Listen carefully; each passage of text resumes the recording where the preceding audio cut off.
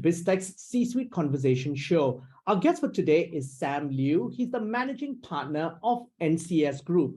NCS, which is a subsidiary of the Singtel Group, is a leading technology services firm with a presence across Asia-Pacific region and partners with governments and enterprises to advance communities through technology. Now, to tell us more, welcome to the show, Sam. Thank you, Brian. Happy to be here. Now, Sam, for the start, could you give us an overview of NCS and its history? Thank you. NCS is an organization that focuses a lot of, as you pointed out, on technology development. We have been in the market for more than 40 years. We started as an organization called National Computer Board, or NCB, and since then we've grown from strength to strength. In 1997, we were actually acquired by Singtel Group, as you pointed out, and to this day, we are still 100% owned by the Singtel Group, which is a major telco here in Southeast Asia, right, and Australia. So as NCS, Gov+, which is where I belong, we focus a lot on our capability and solution in transforming the government sector.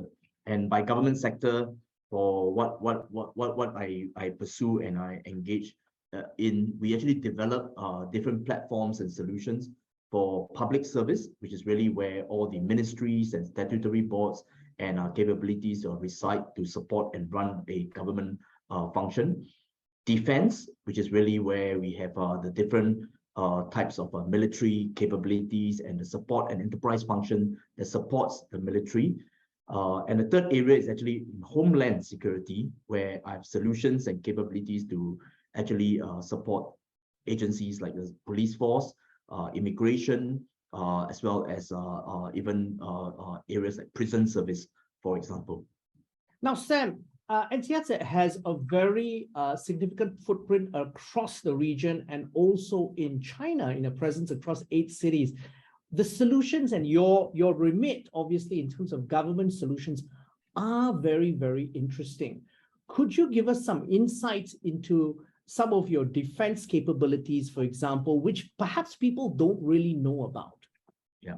So thank you for that question. So if I were to zoom in on some of the capabilities around law enforcement and defense, right? One of the publicly known example that we've put in place is a police beacon here in Singapore, right? So somewhere out in Punggol, you'll see this really huge structure, 3.5 meter tall, right? Imposing kind of a physical structure that does surveillance, right, in a very remote site in Punggol Park Connector. And the reason for that is because we want to make sure that in the remote site where it's not frequently patrolled, there is actually video surveillance and video analytics and IoT solution, sensor solution that actually monitors the park, right, to provide safety for park goers during the day as well as at night. And it's gone on so well that we've actually put up a second one now for this police beacon in the Sengkang Park, right, as well. So these are examples of how we could actually use technology, data, and sensors, right, to actually support law enforcement as well as surveillance, right, in the parks. And that's an interesting solution, because from a surveillance perspective, because I'm sure there's artificial intelligence embedded into that solution, that has also tremendous applications within cities itself. Correct. Exactly right. Exactly right. And in fact, I'll add on another example, right, which I think have supported lots of different people in terms of COVID readiness and preparedness. And this is the Manpower's Mom Care Solution app, right? NCS worked closely with the Ministry of Manpower to actually build up this app to actually support our foreign workers, right, who are actually reporting their status from their health perspective, from a COVID perspective, right, to make sure that they are being tracked, as well as there's someone they can talk to and a medical professional they can actually relate to. The app has been very successful. We have had 1.1 million downloads alone by our migrant workers, and it support today more than 18 languages, right, to support different kind of a profile of workers who actually wants to actually seek help. So the NLP and the back to your point about AI and capabilities to interpret, right, some of these different capabilities are actually very strongly available, right, in the solution that NCS provide. Now, Sam, because NCS is obviously carries the brand Singapore, which symbolizes quality really, and Singapore government solutions are known to be of high quality and homegrown, home developed solutions, as you mentioned, homeland security as well as defense. However, as you go across the region, going into specific government-related applications often requires partners. What is your go-to-market across the Asia-Pacific region? Thank you for the question. It's a good question, right? You sound like my board now. We are very proud of ourselves and our heritage with the Singapore government and our Singapore solution here in Singapore, and we will continue to double down in our solution and our capabilities here in Singapore because we are headquartered out of Singapore, and our relationship and our solution with the Singapore government is actually very sacrosanct to us, right? That's my first point. Secondly, in terms of exporting our government-related capabilities and solution to other parts of the world, it is certainly something that we would do, but we will also be very thoughtful about the solutions that we are going to be bringing across. Right. So for example, right, most of our solutions are fairly bespoke in nature to the landscape here. So they are not a direct fit, and we shouldn't actually be thinking that our good trustmark Singapore solution can be a out of the box kind of a lift and shift example for other governments in the region. In fact, if we were to do that, it's a surefire to fail. Right. So what we really want to do is to make sure we listen, right? We adapt, and there are capabilities that we could kind of model or develop or design, right, to make it fit for purpose for another government in another jurisdiction, which is very similar to us. For example, in Australia, where NCS have already expanded into and made significant investment and acquisitions, we are already, right, in a number of different government agencies, right, to expand our solution footprint in that landscape. So that actually will augur well, because right now the Australian customers will be able to also tap on the Singapore experience, and likewise the Singapore team could now tap on the Australian experience in government, right, to support what we are pursuing here in Singapore. Now, obviously, Singapore and Australia, as you said, that while the solutions are very bespoke to Singapore, Australia is also, in terms of level of development, very similar. Both are very mature markets. And so the fit is probably a lot easier, and technology readiness to adapt is also a lot easier. Could you, Sam, share with us, in terms of your government strategic business group, some of your other customers across the region and the solutions that they have adopted from you? Sure, that's a very good observation in terms of maturity of the government and the society, actually, in terms of acceptance of solution. And even with the maturity of societies, there are solutions that actually might not be a good fit. So in Singapore, I mentioned about a surveillance solution that's actually quite well received, I would like to believe, in a remote park. But in another jurisdiction, right, a surveillance solution might not go on very well with the citizens, right, overall. So data privacy and privacy in general, right, is a main concern. Now, to answer your question about a market or a country perhaps that could be in an emerging state, right, overall, solutions that I find useful are typically solutions that NCS have developed on the cloud, right, that are more mobility centric, that can be exported easily and readily, that doesn't have a lot of changes in business process when we actually move into those markets. So those are solutions that do quite well, right, in an emerging market context. One example is one where we have a mobility solution that actually does a bit of a crowdsourcing, right, of ideas and reports, right, overall, that can actually be transported readily over to another jurisdiction. Right. Unfortunately, I can't go into too much details or specifics regarding the exact solution or exact jurisdiction, right? Because as you can imagine, right, the business of mine is one where we really have to kind of pay attention to confidentiality as well, right? In many parts. Right? Now, Sam, because of the geopolitical challenges across the world now, governments around the world are accelerating their defense spend.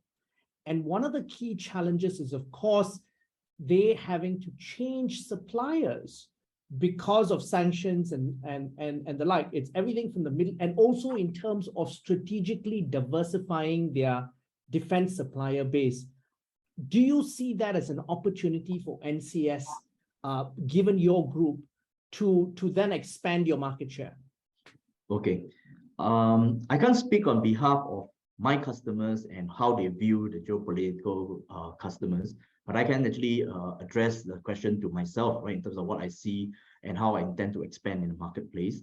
So the geopolitical kind of concerns are real, right? Customers are looking at different suppliers constantly. NCS, right, coming from the Singtel group, right, and being based and headquartered out of Singapore, does have our advantage, right, being a more neutral country. I am limited actually by my population and the number of IT professionals that I have to export and to support. So I have to kind of adopt a strategy that is asset heavy, right, in terms of how I would expand asset and drive a more accelerator and asset driven type strategy in how I expand to other parts of the world, right, in terms of customers that signs up with me that wouldn't have to tap heavily on my headcount. But this also gives me an opportunity to express my view on how NCS then would actually be expanding on my IT talent so that I can use my IT talent to support some of these expansion. So for example, in Singapore, right, we've made a public announcement in terms of launching a program called our Fusion program.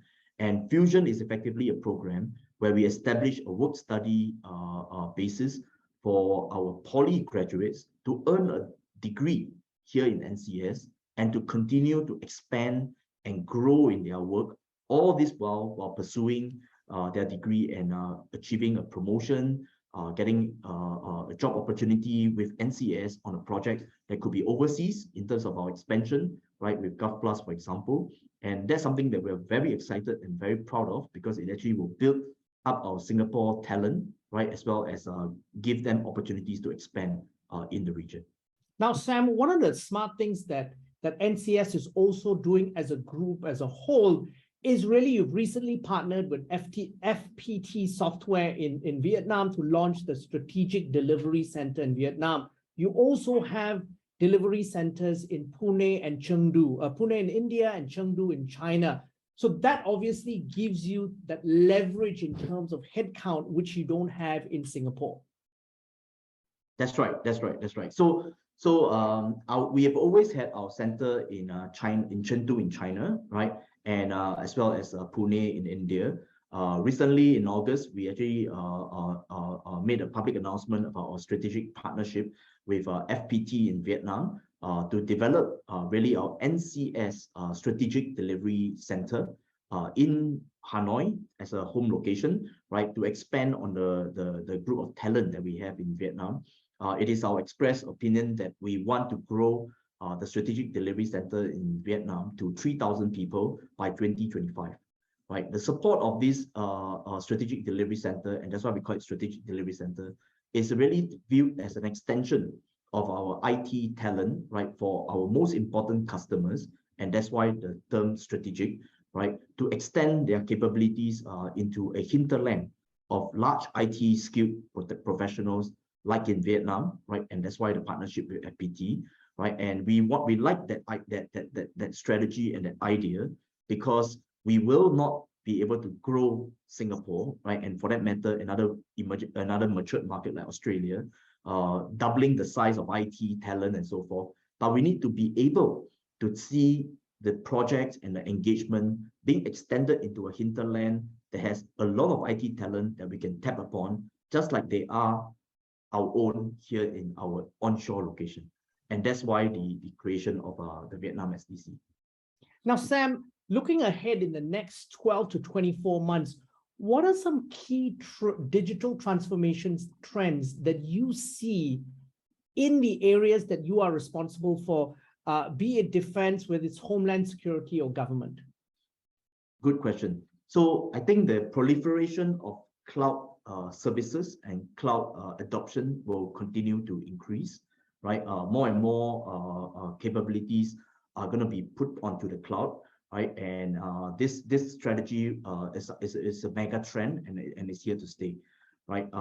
Again, on cloud, the other trend that I'm seeing is that there will be a lot more conversations around hybrid cloud, where you have an on-premise and a cloud play, right? Kind of intermingle, working together.